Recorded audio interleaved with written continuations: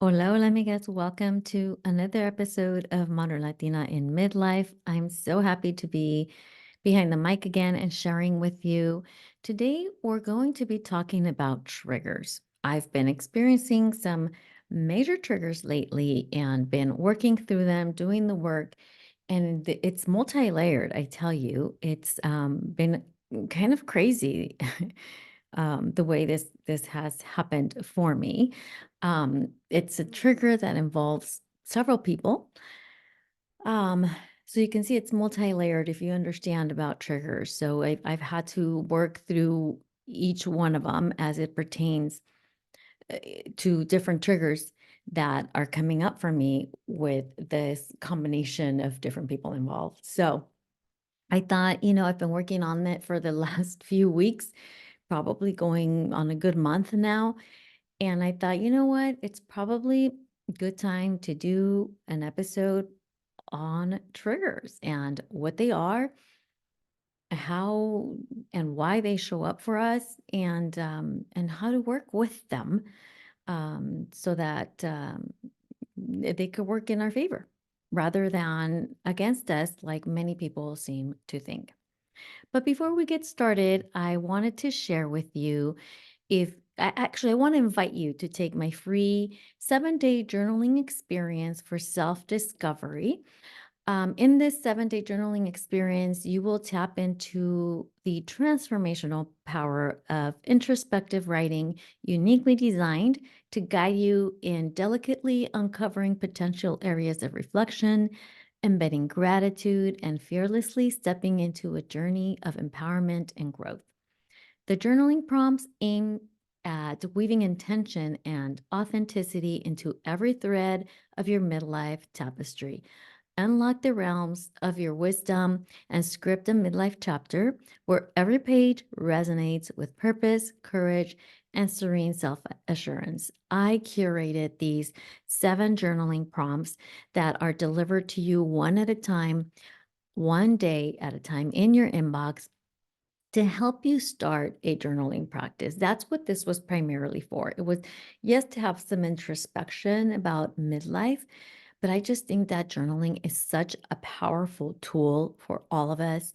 It's like therapy, and a lot of people don't know how to get started. And this is a common thread, a common question I receive is how do I start a journaling practice? So I thought, you know what? I created this free resource. It's on my website. Go to sonia-flores.com. It's available on the little drop down menu, or if you scroll down halfway down my page, you will see it there. It's completely free.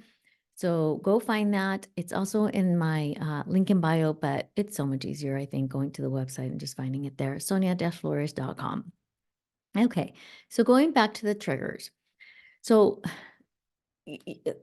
okay, so before I get into like what these triggers are, what they mean, it's I truly believe that triggers show up in our lives to show us something that we need to work on. So when triggers come up, these triggers were coming up for me and I was like losing it. I was like literally my ego was running rampant trying to like just having a pity party, not a pity party, but just like drama party. Like, oh my gosh, like, I felt threatened in a lot of ways. My ego felt threatened. I say the ego because the ego is the part of us that works in fear, in worry, and anxiety. It's worrying about the future. It's um, thinking about the past constantly and just stuck in the past. So it's like it leads to depression, and worrying about the future leads to anxiety. And it's what's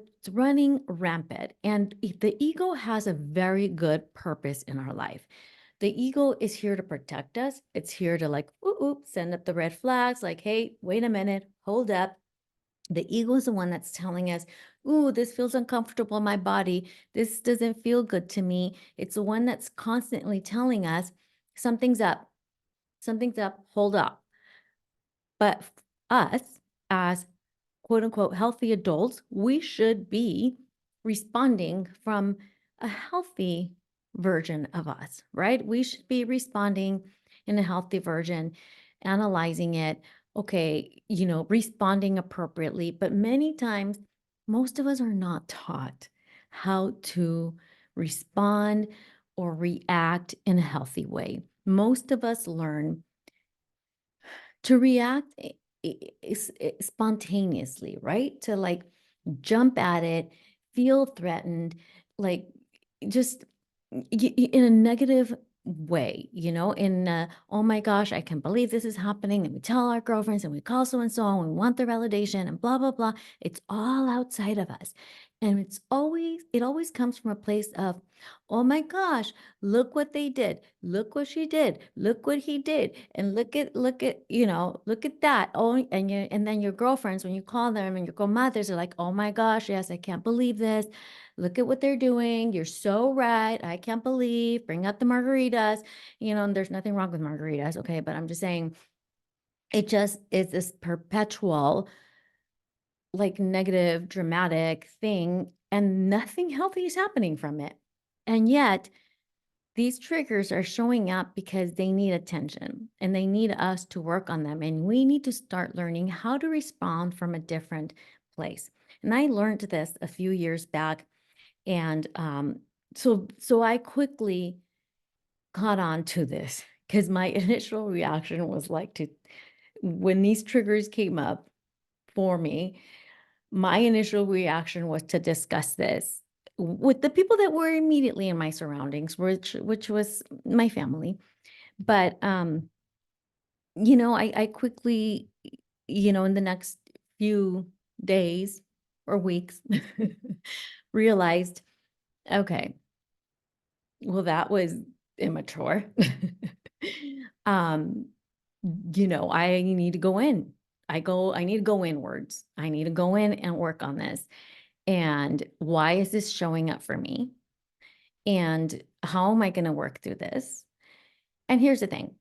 I'm not saying that when you get triggered, when other people do things to trigger you, I'm not saying that they're in the right or that they're in the wrong or that they don't have shit to work on. Okay. The point is, you and I only have control over our own reactions and behaviors. So it doesn't matter what everybody else does to us or does for us or against us or whatever. It is our job to decide, I don't like this. This is triggering me. Why is this triggering me? And then if there's something really at fault that they're doing, then it's our job to set a boundary with them and let them know this is not okay and why, and set a boundary if that boundary needs to be set. So that's how we do things from the healthy side. So let's get started. Let's go in a little bit deeper about how to actually do this. First of all, what are triggers? Let's start there. What are they? Triggers are emotional reactions that arise when someone or something pushes the button in you, generally linking back to an unresolved issues or unmet needs.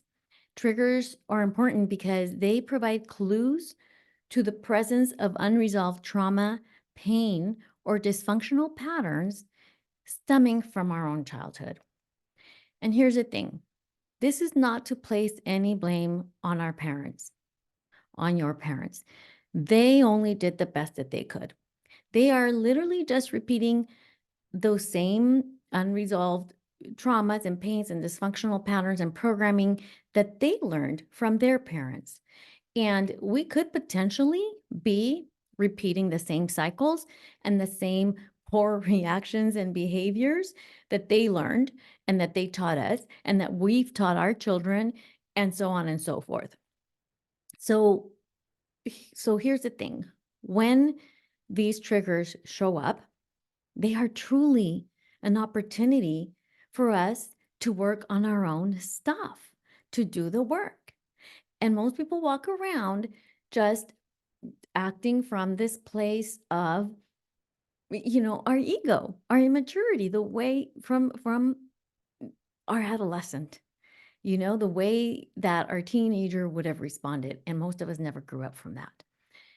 What happens is that when we work on these things, because we learned it from our parents and they learned it from ours and from theirs, and we're teaching our children and our children are going to teach that to their children. When we take the time to pay attention to these triggers and start to heal them and work on them, we're healing generations. We're not only healing for ourselves and for the immediate people that are around us, because our healing is going to affect them. They're going to see us show up differently, but it's also going to heal 7 generations forward and 7 generations back. So it's going to help heal that for our parents and our grandparents and our entire lineage, our ancestors who have already passed and gone on to the other life. They may have not had the resources or the consciousness or the awareness of these triggers and these generational traumas and patterns that they've passed on. But now that you do, once you have the awareness, and now that you are here listening to this, you have the awareness. It is now your responsibility to take those triggers and do the work. Do the work, heal them, work on them, do your own inner work. It has nothing to do with the people or the situations that trigger you. Our triggers are showing up for us. That doesn't mean that they didn't do any wrong. That is not what that means. That means that they crossed our paths and their lives, and we chose this lifetime and this family to heal these patterns and triggers. So now that you know that these triggers are showing up for you to look inward and to do the work, do it. If you're listening to this, it is your responsibility now. So let's do it. All right. So let's start with the next part of this. How do you know when you're being triggered? Okay. I'm going to give an example. I cannot share the example of what I'm going through right now. I've not worked through it completely yet, and it's very fresh and raw. So let's not do that. I'm going to share an old trigger. The very first time I worked through a trigger, when I first started learning this work, I was in a relationship. Okay. I was living with my partner. We were together for 8 years. We had blended our families and we lived together. The boys, all 3 of our boys, I have 2 sons. He has 1. They lived with us. And I was a stay-at-home mom and he worked. And so I stayed home. I had started my business. I was working very part-time, very few hours a week. And so I took care of the household and cooking and all the things, right? I was a stay-at-home mom and taking on those traditional roles. And one thing that my partner would do that would drive me up the freaking wall, well, there were many, but we're going to talk about this one trigger in particular.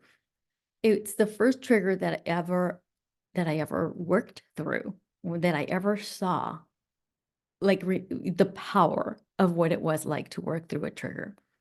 And he would do this thing where, like the boys were always busy. They were teenagers doing their thing in high school. They were in after school programs and football games and ASB and, hanging out with the friends and part-time jobs and all the things, right? It was common for them to not show up for dinner, right?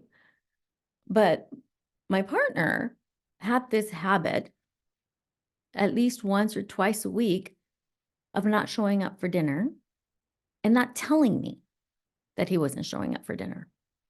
So if I cooked dinner, I would wait for him to have dinner. Most nights I did cook dinner. 99% of the time I cooked dinner. If he, so I would cook dinner, and if the boys were there, then we would all wait to eat dinner together. If they weren't, they would let me know, and then I wouldn't wait for them. But my partner, I always waited for him. And if he did not show up for dinner and I was waiting around for him and it's like 7, 8 o'clock at night, and I'm like, dude, hey, dude, what time are you going to be home? Oh, don't wait for me. I'm like, dude, really? It's 7 o'clock. It's 8 o'clock at night. You couldn't have told me at 4 or 5 when you decided to go out and hang out with your friends at the bar, which, because I know you're not still at the office, you couldn't have told me at that point, "Hey, I'm not coming home for dinner." I might have, like, not made dinner, or I might have, like, gone out to dinner with a friend or to yoga or read a book or something different, right? Like, just have some common courtesy and some respect here. And it would drive me up the freaking wall. And it was always this fight. And I would always like, it was expected. I knew it was going to happen at least once a week. And it was a constant fight. I would get so upset and so livid. It was this constant texting and blah, blah, blah. And it was just like a constant texting back and forth and fight. And then he'd come home and I'd be in bed and I'd be upset and he'd come home and just get him in and just like knock out because he'd been drinking. And then that pissed me off even more. And in the morning I'd wake up still pissed off. And it just like was this constant toxic cycle and nothing was ever done about it. In terms of like, I would share with him, like, "Hey, can you just, like, let me know? Like, what's the big freaking deal? Just tell me you're not coming home. That's it. Done." It's like, "I know you're out drinking, so it's not a big secret." So, it was this just constant thing, and so then I became aware of what triggers were, and I was like, "Ooh, well, that's a trigger," and I became aware of how to start working with them. And so I had told myself, okay, next time this happens, I need to work through this trigger. Well, first of all, I learned that I had to set a boundary, and that was set and never respected. Um, so then I knew, okay, I got to work through this trigger. So, so I'm like, okay, the next time this happens, I'm gonna do the work. I'm gonna do this. I'm gonna do this thing, right?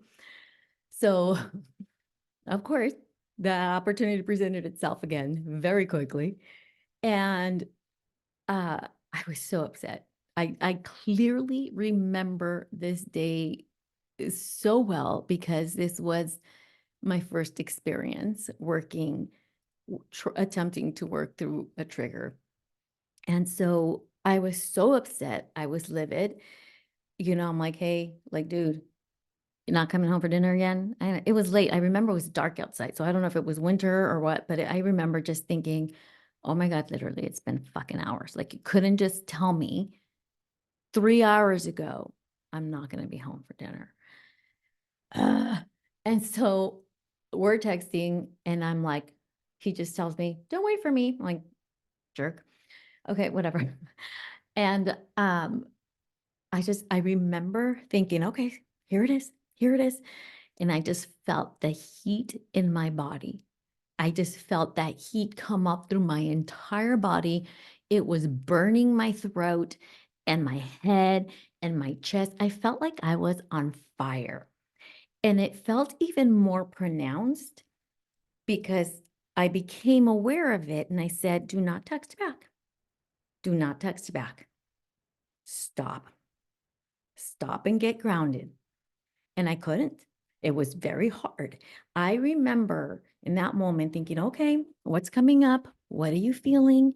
And I'm like, ooh, I'm angry. I felt this fire. I was mad. I was so angry and I was boiling.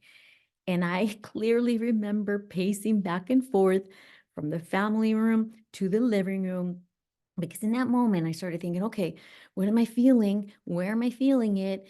What's this part of me? What is this part of me that is feeling this way?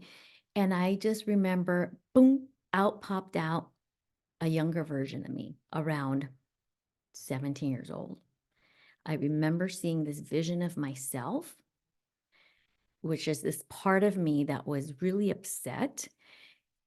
And it was me at around age 17. And I was my hair was like out to here. It was ragged. And for those of you who are not watching on YouTube, I'm like, hands are like out here on my head, like outside of it, like it's, it was just out there. It was tangled and dirty and like big, big and disgusting. My face was all dirty. My clothes were all dirty and raggedy. And I was like mad in my eyes. I can see them. They were like fire. They were like flames. They were red. And my mouth, it was like, "Arr," like my teeth were showing. And I was so upset. And she was scary. She was scary. She was like pouncing all over the place. That MFer and this and that. And her arms are going and her hands are going all over the place. And he doesn't respect you. And he's so disrespectful. And he's so inconsiderate. And he's going and going and going and just screaming. And I remember, and she's like, and we need to tuck him and we need to give him a piece of our mind. And I remember pacing back and forth between the living room and the family room because she would go to the family room to like, we're going to go text them. And then I would grab her by the hair and pull her back into the living room, like, no, we're not. We're not going to text them. We have to work through this. And then she would run back to the family room and I would chase her and grab her by the hair. And I would go back to the living room and pull her with me. And it was this constant back and forth, this big fight that I had with her. And it was just crazy. And then I finally got to a place where I calmed her down. I calmed us down. I like had to like me myself physically as an adult had to take a deep breath and just say, okay, why are you so upset? And she said, because he's so disrespectful. He doesn't disrespect you and take your feelings into consideration. And he doesn't care and he doesn't listen. And you've told him so many times. And I said, okay, yes, you're right. You're absolutely right. That is correct. But you know what? We're going to work through this. And I just started having this conversation with her. I said, what does it make you feel when he doesn't listen or he's not considerate? Well, we just need to go tell him. We just need to go tell him. And we need to tell him because, he doesn't care. And we need to be louder and we need to be stronger. And we need to tell him, we need to teach him. And I said, okay, hold on. But what is it doing to you when when this happens? When you're feeling these things, what is happening? What are you feeling? What does that mean for you? She's like, well, it means he doesn't care. Okay. Maybe he doesn't care. Okay, what does it make you feel to think that he doesn't care? And then she finally started softening down a little bit. She kind of stopped and she was like, well, makes me feel that like I'm not important. Like my voice doesn't matter. Like my thoughts don't matter. And so we started having this conversation. And at this point, I saw her calm down. I saw her hair come down sleek and straight like my hair used to be and just lay on her shoulders. Her face became clean. Her fangs disappeared. That fire, it kind of shut down a little bit. Here's the thing, when we bring awareness to that, the awareness itself brings it down. It extinguishes that flame.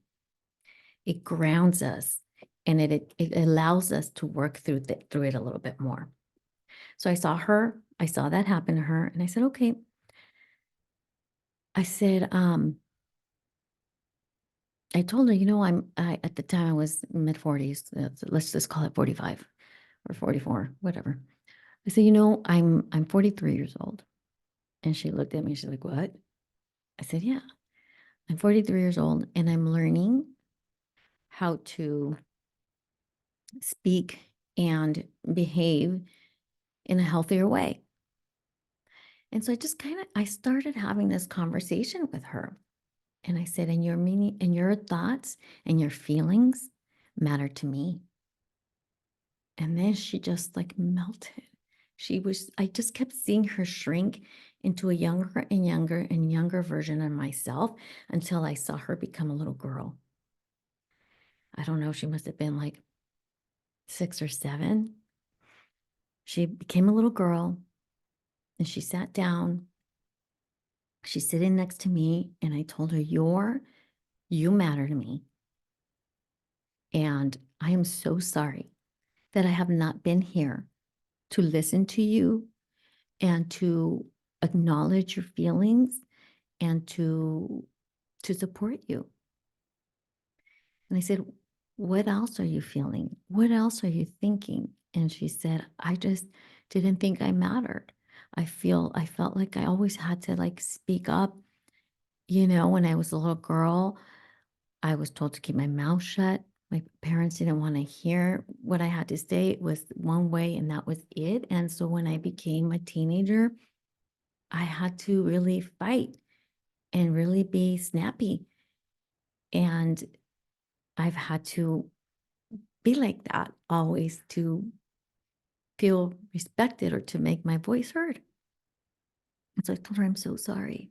I'm so sorry that I allowed that to happen. And I'm here to tell you that your feelings matter to me. And I want to hear what you have to say. And nothing you ever say is going to make me upset. I will always hear you out and I will always acknowledge the way you feel and what you have to say." And then she just melted. She just melted into my lap. And then, it's just having this conversation with that part of me that was so upset. And then I calmed down and I was like, okay. And that was kind of a start. That wasn't the end of the trigger. But after that, each time this happened, my reaction was not that fired up teenage 17-year-old Sonia. It was coming from a much healthier version. And then there came a point where I had to make a decision of, okay, what do I want to communicate here? And what do I want to do? So then I had to take those actions, right? I had to set healthy boundaries. They were broken. Surprise, surprise, shocker. One of the many reasons why I'm no longer with them. But yeah, those weren't respected. So then I had to take action, right?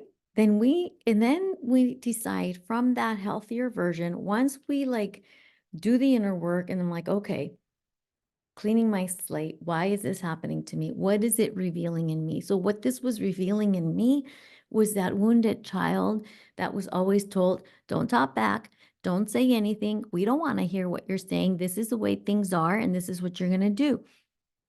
You don't speak around here. That was my experience as a child. We had to be obedient. What we had to say wasn't going to matter. That wasn't welcomed. It wasn't welcome to what do you think? And no, no, no, no, no. There was no, how are you feeling? No, no, no. There was none of that growing up in my Latino household. It didn't matter. There was no time for that. There were other issues, things, survival and, all that other stuff. Other stuff to deal with. There was no feeling your feelings and all that stuff.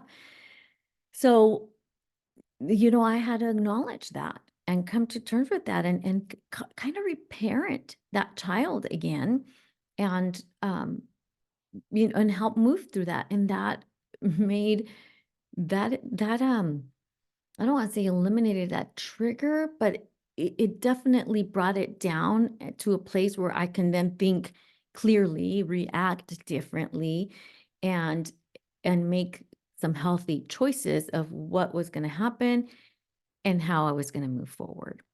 So that's an example of what a trigger is and briefly how to work with one. So I'm sure you're thinking now, okay, I've got some triggers to work on. Maybe it's something your coworker said or did, or somebody at work that's constantly triggering you, that's making you upset, that's always taking advantage of the PTO, or maybe it's something your family member, a cousin, your tia Barbara said, or your comadre, or maybe it's the neighbor, maybe it's one of the moms at school, at your kid's school or whatever, right? Maybe it's your daughter-in-law, or maybe it's who knows. There's always somebody in our lives that is showing up to trigger us. Pay attention to that. Pay attention to that. So, how do we work through our triggers? Well, I gave you a brief example of how I worked through mine at that time. So I'm going to go through the steps here, and I will write these in the show notes, and then I'll also post these on social media so you can go grab those. But here are the steps. Step one, first we need to identify the trigger, okay? When a trigger occurs, acknowledge it, pay attention to what just happened before you felt that rush of emotion. What were you doing? Who were you with? What was said? So acknowledge it. Notice where in your body you're feeling the reaction. Common areas are the chest, the stomach, the throat, the head. Physical sensations could include tightness, heat. In my example, it was my heat, and I felt it from my chest all the way to my head, pain, or a hollow feeling, to name a few, most commonly. Okay. Step two, pause and ground yourself. Pause. Instead of reacting immediately, take a pause. I know it's hard, believe me. Teenage 17-year-old Sonia and I had it out. Nos traíamos de las greñas, literally. Take a deep breath and center yourself. You can use grounding techniques here. For example, sensory engagement techniques like touching something tangible, noticing your feet on the ground, or noticing the sounds around you. This helps to pull you out of the reactive state, especially the breath. Breath is so powerful. One tip about the breath, when you take a deep breath, take a longer exhale than you do your inhale. This helps you get you out of that parasympathetic state. So inhale for 4 and exhale for like 6 or 8. That is a great grounding technique that has very, very quick effects. All right. Then you're going to step number 3, reflect on the emotion. Identify the emotion, name the emotions that you are feeling. Are you sad? Are you angry? Are you hurt? Or is there something else? Are you scared? Are you afraid? Get curious. Approach these emotions with curiosity rather than judgment. Ask yourself what message the emotion is trying to convey. Excuse me, let me repeat that. Ask yourself what message the emotion is trying to convey. What does this feeling remind you of? Okay. And then step number 4, you're going to connect with a part of you, potentially an inner child. Maybe it's your adolescent first, and start having that dialogue. Imagine speaking to your younger self or that part that show up. Sometimes it doesn't show up as a younger version of you. Sometimes it shows up as a part, a wall or a fence or a blob. So identify that and start having a conversation with it. What does this part of you need? And can you provide them comfort? Validate it. Validate this part's feelings, your inner child's feelings. Acknowledge the pain, the fear, or their need without minimizing or dismissing it. Have an open conversation with them. Ask them, very much like in my example, what's going on for you? Where is this coming from? Where was the first time you felt this way? Um, and then once you're this part of you, whether it's a 4-year-old or 18-year-old or 20-year-old, start sharing with you, ask them, what else do you want to share with me? What else do you need from me right now? In the case of my inner child, that little Sonia that showed up, that just melted in my lap, I asked her, can I give you a hug? And she was like, no. She was fine melting in my lap at that moment, but she had never met me before. So she's like, I'm just getting to know you. Thank you for acknowledging me. And it's almost as if she wanted to rest. It's almost as if she was exhausted from like this, fight we had just gotten on, literally, a fist fight almost. That's what it felt like. And it was exhausting. I was exhausted after it. But at that point, And I may have done this at that time, but if this is a good time to ask, okay, can I give you a hug or what do you need from me? And they will tell you if you're in a grounded state and having this conversation, you're going to know what this child needs from you. You can just imagine yourself hugging this inner child of yours or this part of you or this adolescent you, giving them a hug or talking to them. They may just say, I just need you to be here. I just need you to show up more often to tell me you're here. I just want you to check in with me. Have those conversations and then tell them what you can do. It's like, okay, I'm going to check in with you once a day, or I'm going to check in with you once a week, or you know what, come and give me a tap.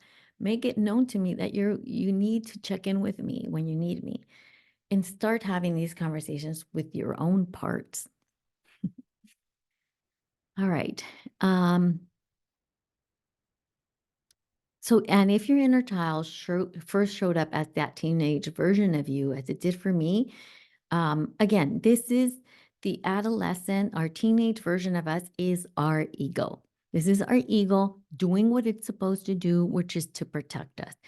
And the ego, we all have it. Okay. Some people, I've talked to people before, was like, oh, it's your ego talking. It's not my ego. It's almost like it was insulting. I'm like, it's not an insulting thing. We all have it.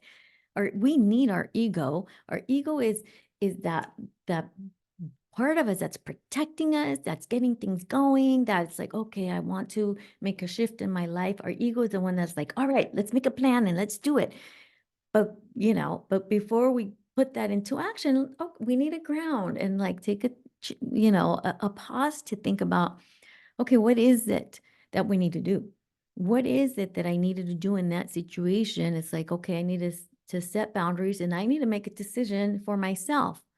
How much am I going to tolerate? How much am I willing to tolerate? Do I want to tolerate? Can I tolerate or not?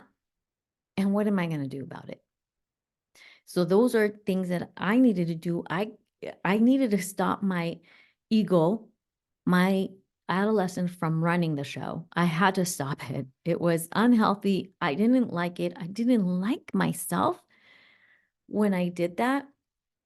And again, it had nothing to do with him. I'm not saying that his actions were okay. My trigger was mine to work with. And then from there, I had to make my own choices. But I was in a healthier place to make those choices. Okay, so let's move on. There's a step 6 here. Let's move on to step 6. It's actually step 7 too. All right, so now we have to empower our own healthy version of ourselves, our healthy adult, okay? We need to make a choice. Decide, how do you want to respond to the trigger in the future? What would be a rational, compassionate, and balanced response? And take action. Implement the choice that you've made. This might involve setting a boundary, a healthy boundary, not a confrontation. Okay, so that'll be another episode, a different day. Express your needs in a healthy way, or choosing to let go of the hurt. Maybe it means you choose to leave that person or that situation or that job. That could be it as well. Step 7, you're going to learn to integrate. Reflect. After the situation has passed, spend some time reflecting. What did you learn about yourself? I highly encourage in this part of it that you also write down your experience. It helps to solidify the insights and the patterns. It helps you more easily identify your patterns and the way that you've responded in the past. It also helps you kind of come up with those healthy ideas of what you need or what boundary needs to be set or what message needs to be communicated. It can also be a very therapeutic tool for processing the emotions that are tied to those triggers. And I understand most people, and here's the thing, until you're kind of past it a little bit, it, it, it's like there you need that time almost to process and integrate it.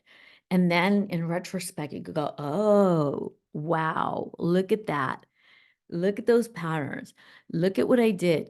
Look at how I behaved. Look at how I stopped that trigger in its tracks or started working on it and started healing it and started working on it. And in retrospect, there's so much beauty in the lesson. And what I shared with you, it is kind of a very summarized version of what I went through. It was work. It's a lot of work. I'm not going to lie. But on the other side of it, it's so beautiful and it's so powerful.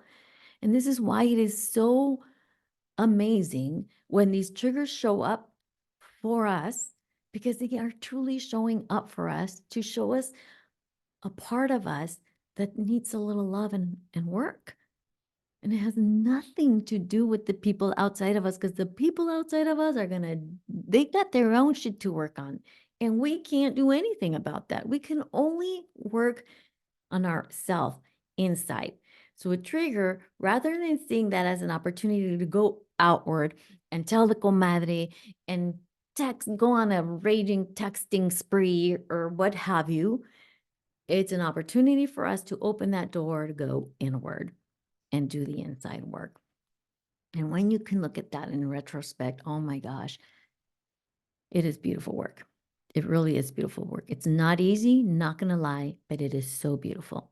And that's part of the reason why I can't share this situation that has me triggered right now. I'm still working through some of those parts. Um, and it's interesting. They're different parts, but it's all kind of leading to the same wound almost. It's kind of weird. There's so many layers to this. This has been an interesting one for me. This has been an interesting one for me. I've had to work with 3 different parts um, so far, and I'm still doing the work. I'm still working through it. So I can't share about this yet, and at some point I will. I will. But that's what that's why I thought, you know what, it's time to do an episode on triggers. I've been thinking about how can I share what I'm learning and what I'm going through without like really exposing what's happening yet, because I'm still working through it. And I thought, okay, no, I can't do that. And then this other trigger idea came to mind and I thought, all right, let's do it. So going back to the journaling piece, I understand that many people don't know how to go about journaling or how to start a journaling practice. This can be very intimidating. And it's as easy as putting pen to paper. And I prefer pen to digital. There's something that happens in the brain when we put pen to paper that helps us at a subconscious level, helps us connect at a subconscious level. It helps us connect with our higher self and like bring like downloads down. It just has a beautiful therapeutic way of working. So if you can, I would highly suggest you try pen to paper, but you do whatever you like. If you have an app, a journaling app, you can do that in text, um, you know, type it with your thumbs. Or if you want to sit down and type on your laptop, you can do that. But it's as easy as putting pen to paper and just writing your thoughts.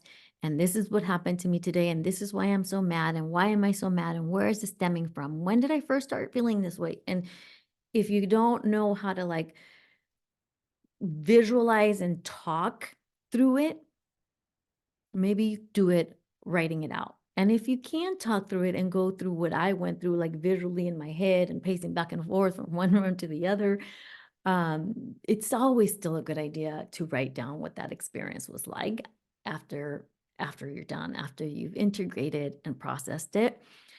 I think you will find some really beautiful things. But going back to journaling, because so many people don't know how to journal, this is why I created my 7-day journaling experience for self-discovery in midlife.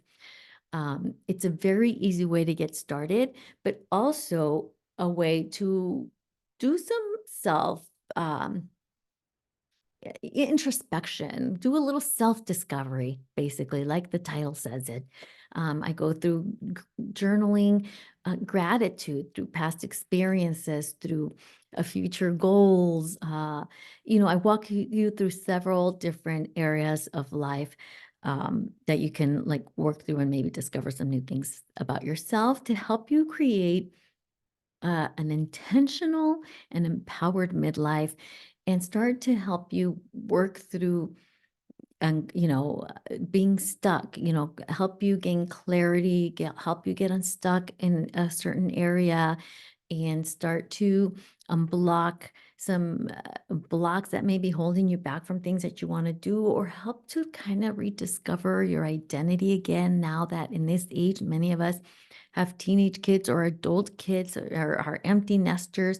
Some of us are becoming grandparents. I'm not, but you know, some of you are already grandparents, and it's a different life. Many of us reach this age having lost our identities completely because we spent so much time serving others and doing things for others. So anyways, it's a really powerful way to kind of start a little self-discovery journey. I invite you to take this little um, journaling experience. It's 7 days.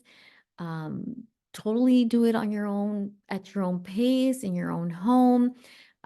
It could take as little as 5 minutes to 30 minutes a day. You will have a journaling prompt delivered every day to your inbox. And yeah, you can sign up at my website at sonia-flores.com. It's up on the top tab, or you can scroll down to halfway down the page. You will also find the sign up form there. It's also on my IG links, but again, it's way easier to go to the website. I think it's my opinion, but you can find it wherever you want.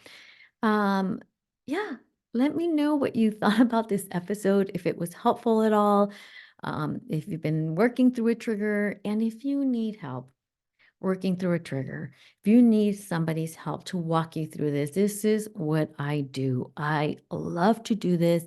I love to work with the inner child. I love to work with triggers, and I'd love to help you work through that. We can go through it in a very safe, non-judgmental space. I've done this many a times for myself, for my clients.